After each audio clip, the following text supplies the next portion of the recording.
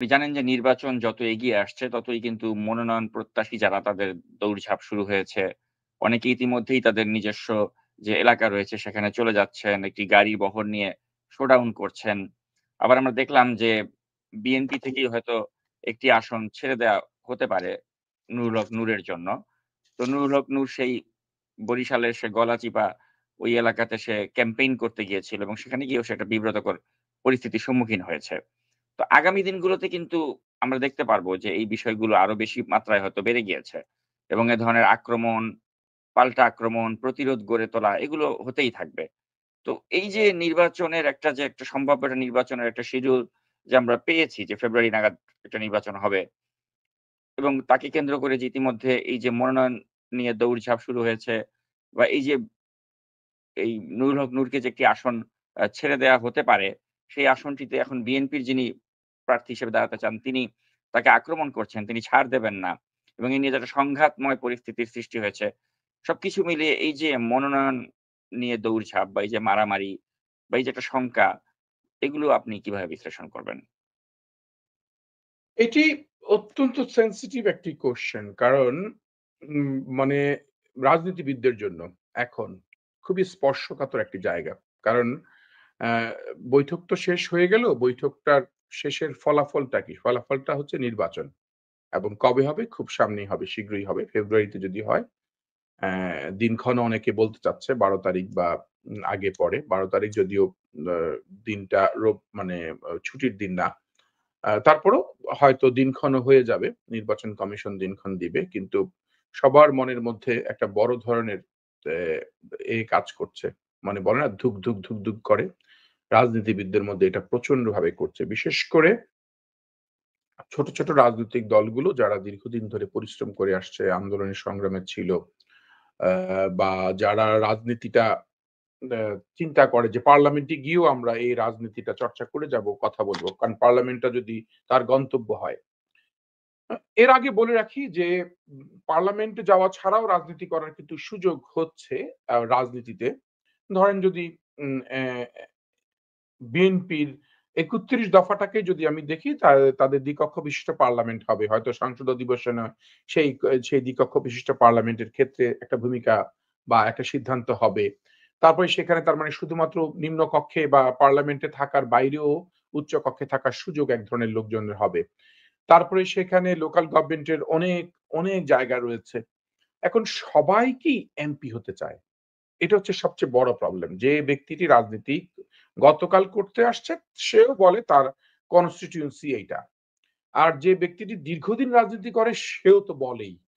ফলে এই সবার অস্থিরতার জায়গাটা যে মেম্বার অফ দ্যা পার্লামেন্ট এ আসতে চাওয়ার এই অস্থিরতার জায়গাটা আমাদের চিহ্নিত করতে হবে। এখন সবচেয়ে বেশি সংকটে রয়েছে বিএনপি এই বিষয়ে। এবং থাকবে। আরো বেশি সংকট আপনি দেখতে পারবেন। বিএনপির সবচেয়ে বড় charismatic লিডারশিপটা দরকার এখনই, যা উম এইগুলোকে সেট করা অনেক বড় কঠিন ব্যাপার। এত সহজ না। কারণ প্রত্যেকটি আসনে দীর্ঘদিন রাজনীতি করা যোগ্য, আদর্শ রাজনীতি করতে পারবে, পার্লামেন্টে কথা বলতে পারবে, পার্লামেন্টারিয়ান হতে পারবে। এ ধরনের সংখ্যা কিন্তু প্রত্যেক আসনে ৩-৪ জন করে আছেই। একটি দলে মানে বিএনপির কথা আমি বলছি। সেখানে আবার বিএনপি ভাবছেও ইতোমধ্যে যে অ্যাবসোলিউট মেজরিটি তো নেয়া যাবে না। বিএনপির যদি ২৭০-৮০ টা সিট পেয়ে যায় সেটাও তো একটা ভালো দেখা যাবে না। কিন্তু আপনি কাদেরকে ছাড়বেন? আপনি ধরেন বিএনপি এখন সবাই দেখবেন ঘুরে ফিরে বিএনপির সাথে জোট করতে চায়। মানে যেখানে আপনি জোট করবেন কখন? যদি আরেকটা বৃহৎ অপোজিশন থাকতো যে ঠিক আছে একটা বৃহৎ অপোজিশন আছে আমরা জোট করি। তার মানে এখন বিএনপির সাথে যুক্ত হয়ে বা পারলে বিএনপির মার্কা নিয়েই নির্বাচন করে পার হয়ে যাওয়া, এমপিটা হয়ে যাওয়া। মানে এটা যেন ভাবে হোক বিএনপির সাথে সম্পর্ক রেখে এই দৌড়টা যখন বেড়ে যাবে, এখন এই দৌড়ে দেখেন প্রবলেমটা কি হবে? দেখা যাচ্ছে একটি সিটে বা একটি আসনে যেখানে বিএনপির খুবই যোগ্য, নিবেদিত, দীর্ঘদিন নির্যাতিত, নিপীড়িত একজন নেতা রয়েছে। কিন্তু সেই আসনে বিএনপি আরেকটি ছোট্ট দলে যে হয়তো বেশিদিন রাজনীতি করে নাই বা কোন রকম এই ২, ৪, ৫ জন, ১০ জন, ৫০ জন, ১০০ জন নিয়ে রাজনীতি করে অনেক দল আমি বলতে পারবো তাদের প্রেসিডেন্ট সেক্রেটারি ছাড়া কারো নাম কেউ সবাই জানে না। বা হয়তো এই সোশ্যাল মিডিয়ার বদৌলতে কিংবা টক শো গুলো হচ্ছে বলে তাদেরকে চেনা যাচ্ছে। তা না হলে কিন্তু মানুষ আরো তাদেরকে চিনত না। এই ব্যক্তিগুলোকে তখন ছেড়ে দিতে হবে। হ্যাঁ, ওরা হয়তো এই জুলাই বিপ্লবে ভূমিকা রেখেছে। জুলাই বিপ্লবে তো সবাই ভূমিকা রেখেছে। ফলে কি হবে বিএনপির একজন লিডারের পক্ষে ধরেন বিএনপির যিনি নেতৃত্ব দিচ্ছেন স্বয়ং তারেক রহমানের পক্ষেও কিন্তু সিদ্ধান্তটা নেওয়া অনেক কষ্টের হবে। অনেক, অনেক কষ্টের হবে মনের মধ্যে যে আমি আমার দলের একটা বড় লোককে বলি দিতে হচ্ছে। হ্যাঁ, হয়তো অল্টারনেটিভ জায়গা রয়েছে, আরো কোনো সুযোগ দেয়া হবে। কিন্তু সেই সুযোগটা তো সে অপেক্ষা করবে না। ওই নেতা তো ভাববে যে আমি যদি এখনকার আমি পরের ট্রেনে আমি যেতে পারবো কিনা সেটা তো পরের ব্যাপার। আমি তো এই বর্তমান অবস্থায় আমি আমার নির্বাচনে বৈতরণী পার হতে চাই জনগণের। কারণ সবার তো জনগণের সাথে কমিটমেন্ট রয়েছে। সবাই তো তার সাথে রয়েছে অনেক দলের নেতাকর্মীর সম্পর্ক। তার রয়েছে সেখানে তার নিজস্ব ব্যক্তিত্ব, তার ইমেজ, তার লজ্জা, তার দুঃখ, তার ক্ষোভ সবকিছু। সে যদি নমিনেশনটা না পায় তাহলে তার কষ্টটা সে ছাড়া আর কেউ বুঝতে পারবে না। পক্ষান্তরে আরেকটি দলকেও ছাড় দিতে হচ্ছে। তো এভাবে যদি আপনি ধরেন ২০ টি, ৩০ টি, ৪০ টি, ৫০ টি যদিও আসন ছাড় দিতে হয়। এমনকি স্বয়ং জামায়াত ইসলামের কথাও যদি বলি, আমরা তো এখন 2nd বৃহৎ রাজনৈতিক দল হিসেবে জামায়াত ইসলামকেই বুঝি বিএনপির পরে। জামায়াত ইসলাম নিজেরাও বিশ্বাস করে একদম মনে প্রাণে যে তারা যদি সিরিয়াসলি পরিশ্রম করে, কাজ করে ১০ থেকে ১৫ টা আসন তাদের বের করা অনেক, অনেক কঠিন। অনেক কঠিন। যদি ১০ থেকে ১৫ দিয়েই দিলাম তাদেরকে ২০ টা আসন যে তারা ২০ টা আসনই পাবে। তাও তো ২৮০ টা আসন থাকে। সেই ২৮০ টা আসনে সেখানে বিএনপির এক ধরনের বড় ধরনের শঙ্কার জায়গা যে কোন আসনগুলা কোন অনেক সোশ্যাল মিডিয়াতে দেখছি ভিপি নূরকে ওটা দিচ্ছে, এবি পার্টির অমুককে ওটা দিবে, অমুককে অনেক আলোচনা সমালোচনা এগুলা কিন্তু সবগুলাই মানে এগুলা এক ধরনের গুজব। এগুলা কোন কিছুই সিদ্ধান্ত নেয়া না কিন্তু। কোন সিদ্ধান্তই হয় নাই। তার মানে এগুলা কিন্তু একটা ভাবনা, ধারণা, চিন্তা যে হতে পারে। হ্যাঁ, মাহমুদুর রহমান মান্নান সাহেবকে একটা আসন দিতে হবে যেহেতু বড় নেতা। ভাবনা, এটাও ভাবনার জায়গা। যে বগুড়ায় ছেড়ে দিলাম। কিন্তু এগুলা নিশ্চিত কিন্তু কোন কথা না। তাহলে এটি হলো একটি সংখ্যা। ২য় সংখ্যা হচ্ছে বিএনপির আভ্যন্তরীণ। এখন তাহলে ১ম এ তো অন্যান্য দলের সাথে তাদের বোঝাপড়ার ক্ষেত্রে অনেক বড় শঙ্কা। সেখানে হ্যাঁ, দলের হাইকমান্ড যাই বলবে তাই হবে। দলের হাইকমান্ড যদি মনে করে এটা কোন শঙ্কা না। কিন্তু শঙ্কা না তিনি বলল শঙ্কা না। কিন্তু মাঠের নেতারা, মাঠের কর্মীরা যে ব্যক্তিটি কাজ করলো তার কাছে তো বড় শঙ্কা। সে তো একজন একটা ব্যক্তি না। সে তো একটা ওই এলাকার একটি প্রতিষ্ঠান। এখন আসি দলের মধ্যে। প্রত্যেকটি দলে ৩-৪ টি প্রার্থী হবে। বিএনপির যেটি প্রবলেম হয়েছিল এর আগের বারে নির্বাচন না করলেও বিএনপি কিন্তু প্রত্যেকটি আসনে ৩-৪ জনকে মনোনয়ন প্রার্থী হিসেবে ঘোষণা দিয়েছে। ৪-৫ জনকে চিঠি পেয়েছে। আপনার মনে আছে কিনা? ৩ জন ৪ জন করে হ্যাঁ, ওই আসনে ওই প্রার্থী উনিও ৩-৪ জন চিঠি পেয়েছে। তার মানে এই সবার মধ্যে একটা স্বপ্ন তৈরি হয়েছে। তাহলে এই সংখ্যাটা রোধ করতে হলে বিএনপিকে কিছু কৌশল নিতে হচ্ছে বা নিবে। কারণ কৌশলের মধ্যে একটি কি? সেটি হচ্ছে যে বিএনপিতে নির্ধারণ করা হচ্ছে যেই ব্যক্তিটি রাজনৈতিকভাবে কোন দলের পদ-পদবি মেইনটেইন করবে। ধরেন একজন ব্যক্তি জেলার প্রেসিডেন্ট। এটা কিন্তু খুবই মানে বিএনপির মতো একটি রাজনৈতিক দলের জেলার প্রেসিডেন্ট কিন্তু অনেক বড় ব্যাপার। শুধু জেলা না, একটা উপজেলার প্রেসিডেন্ট আপনি দেখবেন। উপজেলার প্রেসিডেন্ট চাইলে ১০,০০০ ২০,০০০ লোকের সমাগম করতে পারে। যেটি অন্যান্য ছোট রাজনৈতিক দলের কথা বলছি না। তাদের একটি ছোট রাজনৈতিক দলের পুরোটার অংশই একটি উপজেলা বিএনপির অংশ। আমি তাদেরকে ছোট করছি না। বাট এটা হচ্ছে মানে বাস্তব প্রেক্ষাপট আরকি, বাস্তবতা। সেখানে তাহলে বিএনপির স্ট্র্যাটেজিটা নিতে হবে বা নিতে হচ্ছে আ যে যারা পদ-পদবি পাবে বা পদ-পদবি মেইনটেইন করবে তারা নির্বাচন করতে পারবে না। তাহলে সেখানে মানে একটা শ্রেণীকে তাহলে বুঝ দেওয়া গেল যে হ্যাঁ, পদ-পদবির মাধ্যমে অ্যা মা আ নিয়ে তুমি তোমার রাজনৈতিক অবস্থান তৈরি করো, আর একজনকে এমপি করলাম। এছাড়াও বিএনপির আরো সুযোগ রয়েছে কাউকে উপজেলার চেয়ারম্যান দেওয়া, পৌরসভার মেয়র দেওয়া, জেলা পরিষদের চেয়ারম্যান করা, বিভিন্ন জায়গায় সেট করা। বিএনপির সুযোগ আছে, বিএনপি হয়তো মেইনটেইন করতে পারবে। এখন আপনার প্রশ্নটা কিন্তু ছিল অন্য। সেটা কি? সেটা হচ্ছে এই যে ভিপি নূরকে যেতে না দেওয়া বা তাকে বাধা দেয়া কিংবা জায়গায় যে এই যে যারা নেতৃত্ব দিতে চাচ্ছে, এমপি হতে চাচ্ছে যে শোডাউন করা।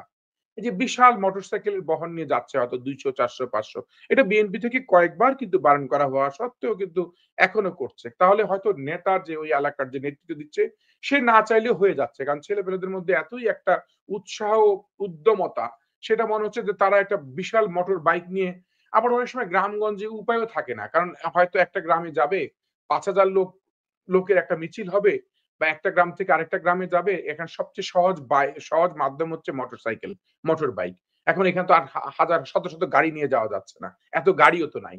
আবার গাড়ি নিলেও বিপদ। এত গাড়ি নিয়ে আসছে কিভাবে আসছে? কত টাকা ভাড়া দিয়ে আসলো গাড়ির? এই বিভিন্ন প্রশ্ন। মোটরসাইকেল নিয়ে প্রশ্নটা কি? মোটরসাইকেল নিয়ে যখন মহড়া দেয়, তখন মানুষের মধ্যে একটা আতঙ্ক কাজ করে। মানুষের একটা ভয় কাজ করে। তখন মানুষের মধ্যে ভাবে যে, "ওরে আল্লাহ! এই দল যদি আবার ক্ষমতায় আসে বা এই দলের এই বাহিনী যদি আবার আসে, তারা তো এরকম এভাবে মোটরসাইকেল মহড়া দিয়েই আমাদের তো খুবই একটা" এই যে শঙ্কা, ভয়, এটি হচ্ছে বিএনপির জন্য আরেকটি ভয়।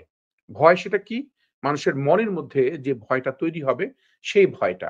এবং সেই ভয়ের পাশাপাশি ধরেন বিএনপির বিরুদ্ধে তো এমনিই অনেক আলোচনা সমালোচনা হয়। ধরেন চাঁদাবাজি সবাই করে কিন্তু বদনামটা বিএনপির হয়। দখলবাজি কম বেশি অনেকেই করে, সেটা বিএনপির হয়।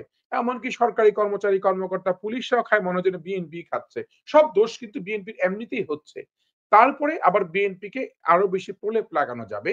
কিছু সংখ্যক নেতৃবৃন্দ ধরেন আপনাকে খুবই সহজেই বলতে পারবে যে, "ভাই বিএনপি কিন্তু সব ক্ষমতায় আসলেই কিন্তু সব আবার চাঁদাবাজি, দখল, দেশটা একদম লুটপাট করে ফেলবে।"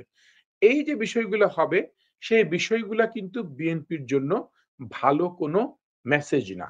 যে মেসেজটা শুনেন মানুষকে ভয়ের শাসন ভয়ের শাসন ব্যবস্থা কায়েম করে তো কখনোই স্বস্তি পাওয়া যাবে না। এবং সেটা কিন্তু অনেক এটার থেকে পরিত্রাণ পাওয়ার জন্যই কিন্তু বিএনপি ৩১ দফা নিয়ে প্রত্যেক ঘরে, ঘরে যাওয়ার প্রচেষ্টা চালাচ্ছে। কিন্তু প্রচেষ্টা চালালে কি হবে?